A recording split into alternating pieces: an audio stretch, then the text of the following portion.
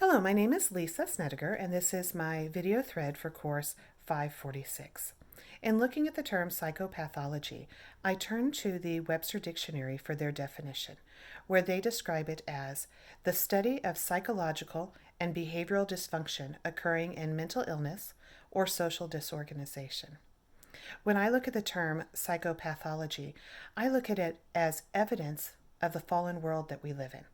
Scripture has told us that we are made in the image of God, yet we have illnesses and sickness, and I believe that points to the fallen world and the sin that we live in. I was able to find in the Journal of Psychology and Theology from 2014 an article by Richard Buttman and Mark Yardhouse entitled Psychopathology Through the Eyes of Faith.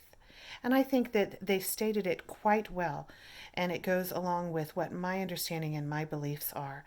They broke the word down. So psychopathology, broken down by psych, which is a Greek word meaning breath or spirit, which indicates that it's not just our mental status, but it's our spirit as well and our spirituality. And then pathology, which means the deviation from health or normal. And I just felt that this really broke the term down and into the way that I believe and look at it as being the whole person, including our spirituality. And we see that in the mentally ill. When they are able to develop a good relationship with God, it can help them with their mental illness as well and help them to have coping skills and to get through some of the obstacles that the mental illness will occur.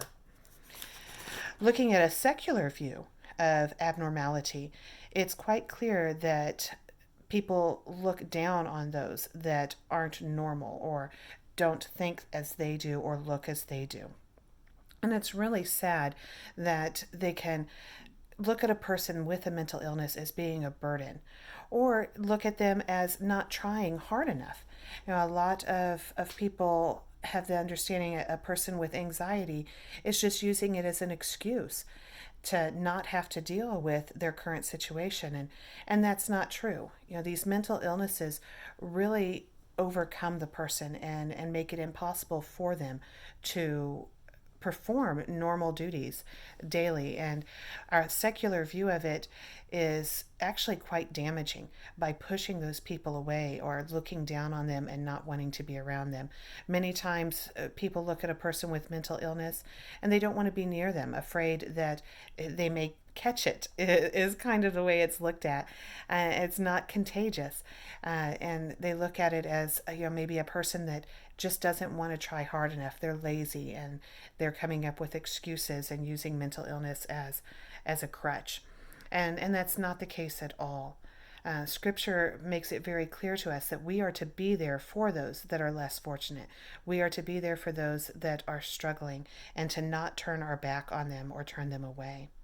I believe that when Scripture tells us that we are made in the image of God and our fallen world has created these imperfections, I still believe that God utilizes those. We're not a mistake.